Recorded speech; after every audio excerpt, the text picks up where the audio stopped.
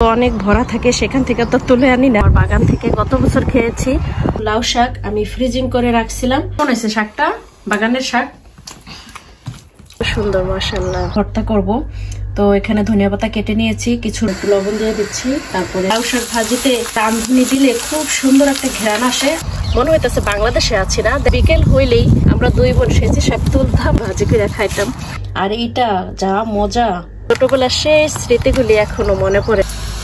শাকগুলি আমি এক ধরনের অনেক কিছু থাকতে পারে, একলা একটা আকাশ, কোনো রৌদ্র নাই। এখন আমরা খাওয়া দাওয়া করব। আজকে দ্বিতীয়বারের মতো এই বাত্ত শাকগুলি ক্ষেত থেকে তুললাম। আপনাদের অঞ্চলে এই শাককে কি নামে পরিচিত জানাবেন। আমরা তো আমাদের অঞ্চলে এগুলিকে বাত্ত শাক বলে পরিচিত, আমরা এই নামে চিনে থাকি। আপনাদের অঞ্চলে হয়তো বা অন্য নাম হতে পারে, কার অঞ্চলে কি নামে জানাতে ভুলবেন না। খুব সুন্দর হয়েছে। আর এই যে সাথে এই ডাটা ক্ষেতের ভিতরেই এই ধনিয়াগুলি গত বছরের ওই যে দানা পড়েছিল, সেই দানা পরে অনেক ধনিয়া হয়েছে। সেদিন উঠাইছে আপনাদের ভাইয়া, আজকেও আমি অনেকগুলো উঠাই নিলাম। আর ওই পাশে তো ধনিয়া আছেই, কিন্তু এগুলি না এই ডাটা ক্ষেতের ভিতরে অনেক বড় বড়, খুব সুন্দর ধনিয়াগুলি। রান্না করার জন্য আজকে রান্না করব, তো আমি সেই জন্য আর কি উঠাই নিলাম। আর এই শাকগুলিও অনেক ভালো লাগে, এই যে দেখছেন, মাশাআল্লাহ এত সুন্দর। এই যে কত সুন্দর, বাইসা নিতে হবে আর গোড়াগুলি পরিষ্কার করতে হবে। তো আজকে ভাবছি এগুলি রান্না করব আর কি। গোড়াগুলি এখন কাটবো, সবগুলি গোড়া কেটে শাকগুলি বেছে নেব। বাংলাদেশের মতোই এখানে না এই শাকগুলি লাগানো লাগে না। এই বাত্ত শাকগুলি সবার বাগানে থাকে, এক বছর একটা হইলে ওইটা দানা পড়া ওইখান থেকে প্রত্যেক বছর হইতে থাকে। আর এগুলি এত হয়, খুব সুন্দর হয়।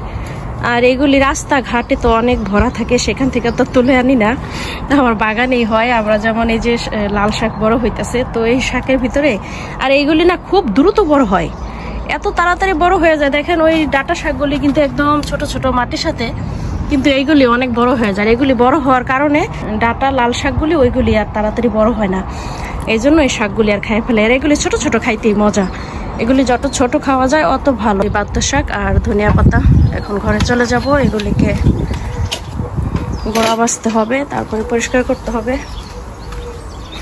এদিকে আজকের আবহাওয়াটা মেঘলা মেঘলা আকাশ, এই যে দেখা যাইতেছে আজকে রোদ উঠতেছে না, মনে হইতেছে কোথাও যেন বৃষ্টি হইতেছে আর কি, সম্ভবত। মেঘলা একটা আকাশ। শাক বাছার জন্য ঘরে চলে আসছি। এভাবে করে দুটা তিনটা শাক নেব হাতে, তারপরে গোড়াগুলি কাটবো। প্রথমে কাটার পরে দেখতে হবে আর কি শাকে কোনো পোকামাকড় আছে কিনা, সবগুলি পাতা ঠিক আছে কিনা। এই যে পাতাটা নষ্ট, এভাবে করে ঝেড়ে, কারণ বাগানের শাক তো বলা যায় না, অনেক ধরনের অনেক কিছু থাকতে পারে। যদিও আবহাওয়া ভালো, রৌদ্র তো তাই কোনো কিছু এখন নাই, কারণ বৃষ্টি হলে তখন দেখা যায় স্লাগ থাকে আর কি শাকের সাথে। এখন রৌদ্র, তাই যা শাক অনেক ভালো আর কি, শাকের সাথে কিছুই নেই। শাকগুলি কত সুন্দর না, একদম কচকচা। বাংলাদেশে যখন ছিলাম তখন এই বাত্ত শাক দিয়ে, আমরা সেচি শাক দিয়ে বিকাল হলে ভাজি করতাম। আমি পাতা ছিঁড়ে নেব না, এই গোড়াটা কাইটা পুরোটাই নেব, কারণ এটা না খুব নরম, এই যে একদম নরম, ভেঙে যায়, খুব ভালো। ছোট ছোট গাছ তো অনেক ভালো, ইয়া লাগবে না, পাতা বাছা লাগবে না। যদি এগুলি আরেকটু বড় হয়ে যাইতো তখন আর কি এগুলি পাতা পাইসা নিতে হইতো, কারণ তখন আবার এই ডাটাটা খাওয়া যাবে না, তখন ডাটাটা শক্ত হয়ে যাবে।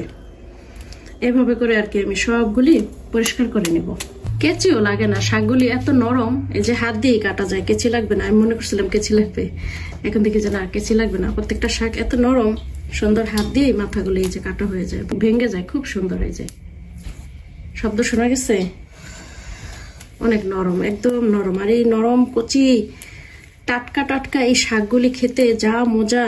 বাজার থেকে আমরা যে কোনো শাকে কিনে আনি বা যে কোনো সবজি কিনে আনি না কেন, গাছের থেকে একদম মানে ফ্রেশ পায়রা বা তুইলা খাওয়ার সবজির যে স্বাদ, এটা শুধু যারা মানে সবজি একদম নিজ হাতে করে খায় শুধু তারাই বলতে পারবে। মানে এটার স্বাদই অন্যরকম, এটার টেস্ট একদম ভিন্ন, খুব ভাল লাগে। সবগুলি শাক বাছা শেষ, এই যে আমি একদম বাইসা পরিষ্কার করে নিচ্ছি। সাথে অনেক ঘাস ছিল, এই যে অনেকগুলি ঘাসও আসছিল, ওইগুলি এখানে আবার এই যে নষ্ট পাতাগুলো ফালাইছি। তো যেহেতু এই শাকটা আজকে দেশের স্বাদে রান্না করব, তাই এখন কিছু সেচি শাক তোলার জন্য বাগানে যাচ্ছি। গত বছর আমার বাগানের লাউ গাছ থেকে কিছু লাউ শাক আমি ফ্রিজিং করে রাখছিলাম, তো সেখান থেকে সব প্যাকেটগুলি খাওয়া হয়ে গেছে, এই একটাই বেঁচে ছিল। তো আজকে এটা নামিয়ে নিয়েছি, বাগান থেকে বেতো শাক উঠে আনছি ওই শাক দিয়ে রান্না করার জন্য, কারণ লাউ শাক দিয়ে এই বাতো শাক খেতে কিন্তু খুব মজা। সেচি শাক তোলার জন্য বাগানে চলে আসলাম।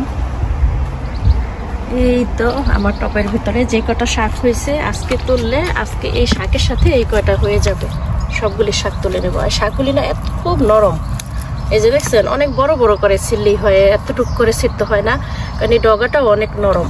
আর এই যে যখন গোড়া ভাঙবো তখন এই ভাঙার পরে কিন্তু এখান থেকে আরো অনেক বেশি আর কি অনেকগুলি ডগা বের হবে পরে আবার। এই যে একদম মনে হইতেছে বাংলাদেশে আছি না, দেশে যখন ছিলাম আমি আর আমার বোন, আমরা দুই বোন মিলে বিকেল হইলেই আমাদের বাড়ির পাশে মানে আমাদের বাড়ির সামনে ওইখানে সেচে শাক ছিল, আমরা দুই বোন সেচে শাক তুলতাম আর আমরা দুই বোন সব বিকাল হলে ভাজি করে খাইতাম।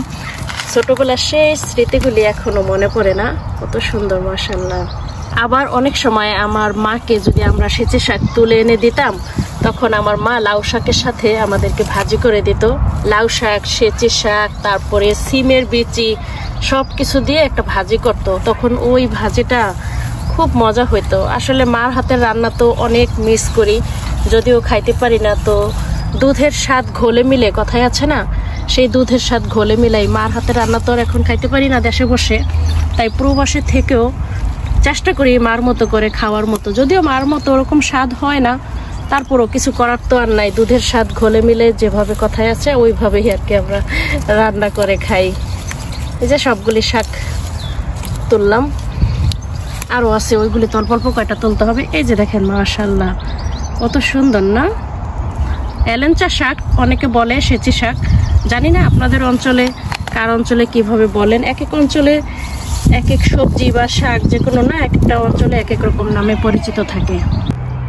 সবগুলি টব থেকে বেছে বেছে তোলার পরে এই যে মাশাআল্লাহ ছোট এক চালন হয়ে গেছে, তারপরও খারাপ না আলহামদুলিল্লাহ। এই বছরের প্রথম এই সেচি শাক তুললাম আর কি আমার বাগান থেকে, গত বছর খেয়েছি, তো এই বছর ছামারে এই প্রথম আর কি হেলেঞ্চা শাক তুললাম। আর ওই যে ধনিয়া পাতাগুলি দেখেন বাতাসে কত সুন্দর দোলা খাচ্ছে, অনেক ভালো লাগে না যখন বাতাসে আর কি এরকম দোলা খায়। এই যে আজকের আবহাওয়াটা মেঘলা একটা আকাশ, কোনো রৌদ্র নাই, বাতাস আছে কিন্তু বৃষ্টিও নাই, খারাপ লাগতেছে না, ভালোই লাগতেছে। টাটকা টাটকা সবজি রান্না করব বাগান থেকে তুলে। শাক ধুয়ে কেটে নিয়েছি, একদম ছোট করি নাই, এই যে একটু হালকা একটু বড় বড় রাখছি। আর এদিকে একটা আলু কুচি করে নিয়েছি, সাথে কিছু কাঁচামরিচ আর পেঁয়াজ কুচি নিয়েছি। এখন এখানে একটু স্বাদ মতো লবণ দিয়ে চুলায় বসিয়ে দিব, শাকটাকে আগে প্রথমে সিদ্ধ করে নেব। এইদিকে এই যে লাউ শাক, এই যে একদম বরফ গলে পানি ছেড়ে দিছে, এটা যেহেতু সিদ্ধ করা তো এটা এখন দিব না, ওইটা সিদ্ধ হওয়ার পরে এটা আরেকটু পরে চুলায় বসিয়ে দিচ্ছি, আমি একটু লবণ দিয়ে দিচ্ছি, তারপরে নেড়ে চেড়ে ঢাকনা দিয়ে ঢেকে দেব, অপেক্ষা করব সিদ্ধ হওয়া পর্যন্ত। তারপরে লাউ শাক নামায় রাখছি ওইটা এটার সাথে দেব। এই যে আধা সিদ্ধ হয়ে গেছে, এখন আমি লাউ শাক এটার সাথে দিয়ে দেব, ঢাকনা দিয়ে ঢেকে আবার অপেক্ষা করব সবকিছু যেন আরেকটু ভালোভাবে সিদ্ধ হয়, তারপরে আর কি ফোড়ন দেব। ঢাকনা দিয়ে ঢেকে রাখবো, অপেক্ষা করব সিদ্ধ হওয়া পর্যন্ত। আমি শাক ভাজি করলে কোনো হলুদ দিই না, আর শাকের সাথে একটু আলু দিলে আমার মনে হয় যেন খেতে একটু বেশি ভালো লাগে, তাই একটু আলু দিয়েছি। এখন পুরোপুরিভাবে সিদ্ধ হয়ে গেছে, আমি একটা প্লেটে উঠাই নেব। আলু সিদ্ধ হয়ে গেছে, একদম শাক সিদ্ধ হয়ে গেছে, আর কোনো পানি নেই। শাকগুলি আমি একটা প্লেটে উঠাই নিছি। এবার বাগারের জন্য চুলায় আবার ফ্রাই প্যান দিয়ে প্যানের ভিতরে তেল দিয়েছি, রসুন কুচি দিয়েছি আর শুকনো মরিচের চিলি ফ্লেক্স, আর সাথে আমি কিছু রাঁধুনি দিচ্ছি। লাউ শাক ভাজিতে রাঁধুনি দিলে খুব সুন্দর একটা ঘ্রাণ আসে, আর লাউ শাক ভাজিতে আমি একটু রাঁধুনি দিই, খুব সুন্দর ঘ্রাণ আসে আর খেতেও খুব ভালো লাগে। আমার মতো লাউ শাকে কে কে রাঁধুনি দিয়ে ভাজি করেন কমেন্ট বক্সে কিন্তু অবশ্যই জানাবেন। আজকে যেহেতু দেশি স্বাদে রান্না করবো তাই ভাবছি সব কিছুই দেশের স্টাইলে দেব। একটু ব্রাউন হবে, পেঁয়াজ দিই নেই কারণ শাকের সাথে পেঁয়াজ দিয়েছি, তাই এখানে শুধু রসুন দিয়েছি। এখন এটা রসুনটা একটু ব্রাউন হবে, তারপরে আর কি শাক দিয়ে নেড়ে চেড়ে নামিয়ে নেব। আর লাস্টে এই সিদ্ধ করার পরে এভাবে যদি ফোড়ন দেওয়া হয় তাহলে কিন্তু শাক খেতে বেশি স্বাদ হয়। আর একবারে যদি বাগার দিয়ে প্রথমে চড়াইতাম ওইটার এক স্বাদ, আর এভাবেই আর কি আরেক স্বাদ। তবে শাক পরে বাগার দিলেই আমার মনে হয় যেন বেশি ভালো লাগে।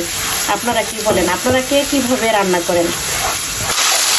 শাক দিয়ে দিয়েছি, এবার খুব ভালোভাবে এটাকে একদম ভাজি ভাজা করবো, নেড়ে করে তারপরে নামিয়ে নেবো। রান্না হয়ে গেছে।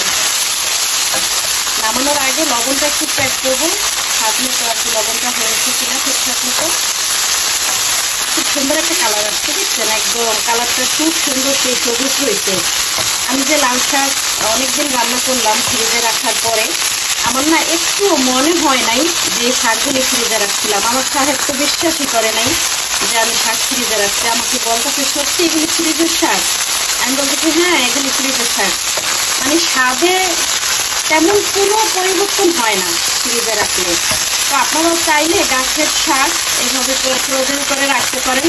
যারা আমার মতো বিদেশের বাড়িতে আছেন তারা তো অবশ্যই এই কাজটা আমাদের করতে হয়, কারণ যেহেতু আমরা সারা বছর এখানে তো শাক পাই না, তাই আমরা সিজনের সময় কিছু ফ্রিজে রেখে দিই। একই প্লেটে আমি উঠে এনেছি একদম ধোয়া ওঠা এই শাক। আমি লবণের জন্য টেস্ট করলাম, খুব মজা হয়েছে, সেই স্বাদ হয়েছে। শাক অনেক মজা হয়েছে সত্যি। আপনারা যারা অন্যভাবে রান্না করেন তারা আমার মতো এভাবে করে একবার হলেও রান্না করে দেখবেন কেমন লেগেছে, আর আমাকে কিন্তু জানাতে একদমই ভুলবেন না। টাটকা টাটকা ধনিয়া পাতা ভাবছি আজকে একটু ভর্তা করব। তো এখানে ধনিয়া পাতা কেটে নিয়েছি, কিছু রসুনের কোয়া আর একটা কাঁচামরিচ নিয়েছি। আজকে এটাকে আমি এখন ব্লেন্ডার করব, ব্লেন্ডার করে তারপরে এই ভর্তাটা তৈরি করব। এই যে ভর্তা তৈরি হয়ে গেছে। হাতে মাখা ধনিয়া পাতা ভর্তা খেতে কিন্তু খুব মজা। আমার পেজে আছে, আপনারা চাইলে পেজটা ঘুরে এসে দেখতে পারেন। আর আজকে একটু অন্যরকম ভাবে করলাম, একদম ফ্রেশ। তবে আপনারা এটা করার সময় একটু শুকনো মরিচ দিবেন, তাইলে খেতে ভালো লাগে। আপনাদের ভাইয়া যেহেতু খেতে পছন্দ করে না তাই আর কি আমি দিলাম না। একদম তাজা ক্ষেতের ধনিয়া পাতা, তাই আমি এর সাথে কিন্তু বেশি কিছু দিলাম না, শুধু রসুন, কাঁচামরিচ আর একটু লবণ দিলাম স্বাদ মতো আর কি। এটা দিয়ে ভর্তাটা করছি, যেহেতু গাছের একদম ফ্রেশ, এটার সাথে কিন্তু আর বেশি কিছু দেওয়ার দরকার নাই। আর এইটা যা মজা, অনেক ভালো লাগে। সবচেয়ে বেশি ভালো লাগে এই ভর্তাটা চিতই পিঠা দিয়ে খেলে। ভাবছি একদিন চিতই পিঠা বানাবো আর এইভাবে ভর্তা করব। বাগানের শাক ভাজি, ক্ষেতের ধনিয়া পাতা ভর্তা, লেবু, কাঁচামরিচ আর আছে কই মাছ ভুনার সাথে। তো এখন আমরা খাওয়া দাওয়া করব। কেমন হয়েছে শাকটা? বাগানের শাক, বাগানের আর জঙ্গলের শাক আছে, তুমি রান্নার সবই ঠিক আছে না? কিন্তু এটা তো একদম এটা তো স্পেশাল ফ্রেশ বাত্তা শাক। বাত্তা শাক, হ্যাঁ মজা না অনেক।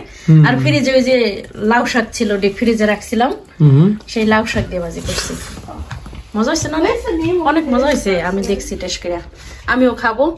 আজকের মতো এখানেই বিদায় নিচ্ছি, ভালো থাকবেন সবাই। তো আজকের ভিডিওটা এ পর্যন্তই, ভালো থাকবেন সবাই। ভিডিওটা যদি আপনাদের কাছে ভালো লাগে তাহলে একটা লাইক শেয়ার দিয়ে দিবেন। আল্লাহ হাফেজ, দেখা হবে পরবর্তী ভিডিওতে অন্য কিছু নিয়ে।